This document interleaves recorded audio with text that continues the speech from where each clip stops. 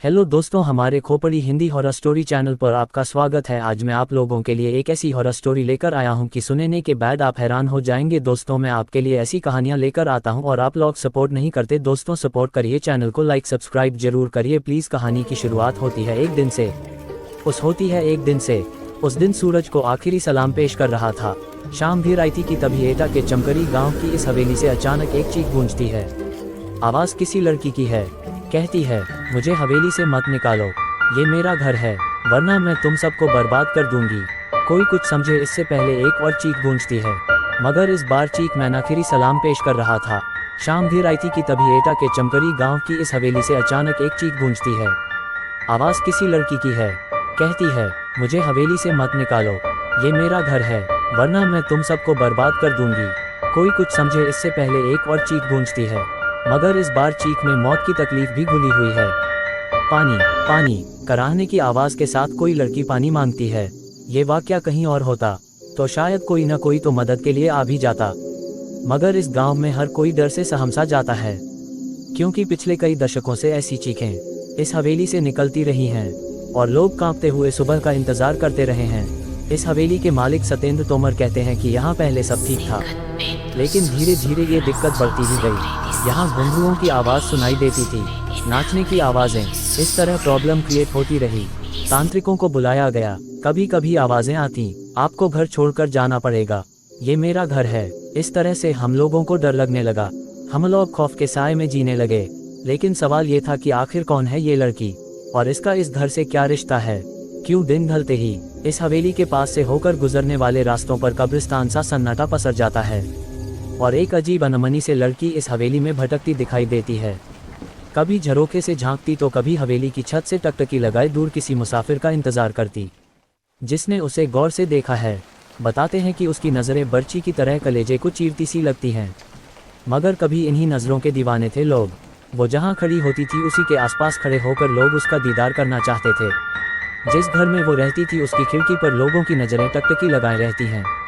इंतज़ार करते थे लोग कि कब खिड़की खुले और उसका दीदार हो। ऐसा जलवा था रोशनी का, ऐसी हवेली जिसमें जिंदगी और मौत दोनों का बसेरा।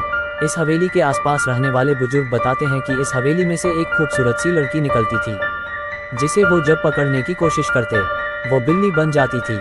आज इस कोठी में जिंदगी और मौत दोनों का बसेरा है।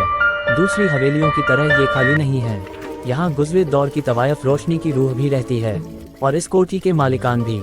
मगर मौत के साए में लगातार सांस लेती इन जिंदगियों पर क्या गुजरती है, ये बताने के लिए काफ़ी है कई लोगों की मौत होना, क्योंकि इस हवेली ने अब तक कई अपनों को खो दिया है। हद तो ये है कि इस हवेली के बच्चे भी शैतानी करने या चहकने से पहले सोचने लगे हैं। इस हवेली में आज जितनी भी जिंदगियां बाकी बची हैं, उनके चेहरों पर जिंदगी का कोई नामो निशान नजर नहीं आता। एक खूबसूरत मगर खौफनाक चेहरा उन्हें लगातार नजर आता है, एकटक घूरता हुआ, शायद ये पूछता हुआ कि इतने लोगों की मौत के बाद भी क्या हिम्मत बाकी है यहाँ रहने की। मगर रोशनी आखिर क्यों इंतकाम की आग में झुलस रही है? क्यों उसे मासूम बच्चों पर भी तरस नहीं आता? क्या हुआ था उसके साथ? आखिर कौन थी रोशनी बाई? रोशनी बाई, उसकी पायल जब छनकती थी तो लोग दीवाने हो जाया करते थे।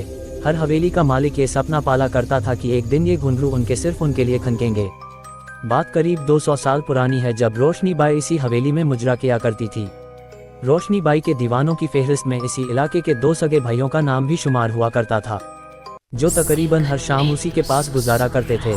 मगर रोशनी उस बला का नाम था जिसकी खूबसूरती और हुनर के आगे क्या रिश्ते और क्या नाते पल भर में बिखर जाते थे।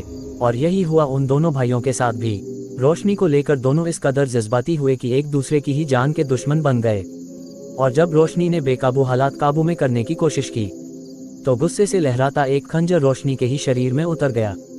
दरअसल ये कहा जाता है कि दोनों भाइयों की लड़ाई में रोशनी बीच बचाव करने आ गई थी। उसकी दीवानगी ही उसका कसूर बना।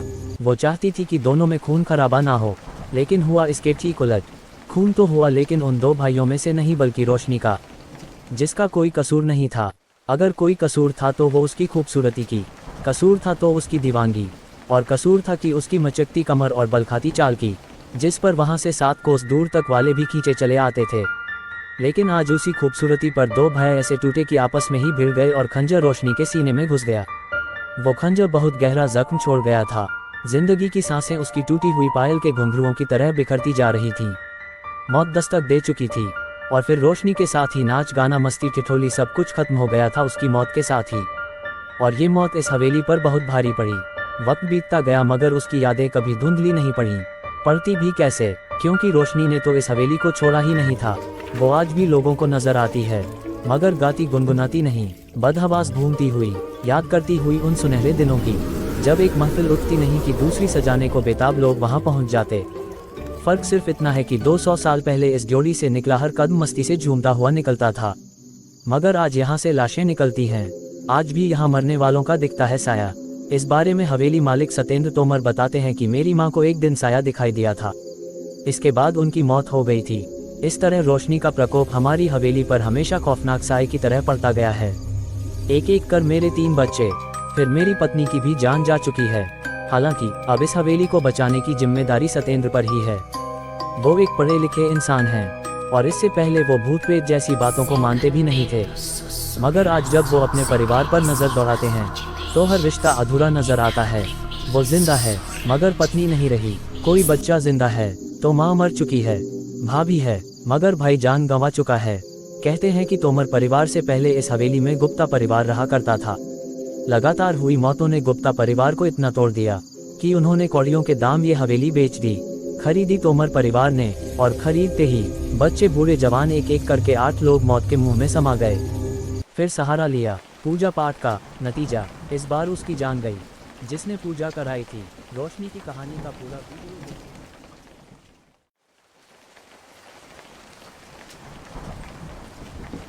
वीडियो देखिए खौफ सीरीज में। आज भी हवेली में नहीं आती है कभी रौनक। इस हवेली के बारे में पुरानी मालकिन आखिर क्या सोचती हैं? इस बारे में पुरानी मालकिन ओमवती गुप्ता बताती हैं कि आगरा रोड पर बसा चमकरी गांव है। वक्त के पलों को बुनते बुनते आज तकरीबन 200 साल गुजार चुका है, लेकिन उस हादसे के बाद यहाँ कुछ नया नहीं हुआ, सिवाय रोशनी की दास्तान के, जो यहाँ के ताने बाने में बुन सी गई है। कुछ इतनी शिद्दत से कि बाकायदा नजर भी आती है, अनमनी सी भटकती हुई, हवेली के बाहर भी और अंदर भी। नतीजतन इसके मालिकान इसे बेच देना ही बेहतर समझते रहे। यही वजह है कि आज इस हवेली में किसी के चेहरे पर रौनक नहीं नजर आती।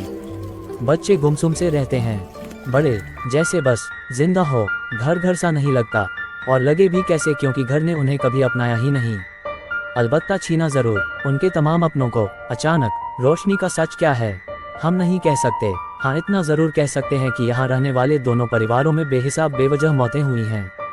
और अगर ये सब कुछ इत्तेफाक है तो यकीनन बहुत खौफनाक इत्तेफाक है, शायद रोशनी के खौफ से कहीं ज्यादा खौफनाक। रिश्तों का कत्ल, प्रॉपर्टी के लिए सौतेली बेटी से रिश्ते बनाया, फिर बीवी को ऐसे कुल्हाड़ी से मार डाला। Murder mystery.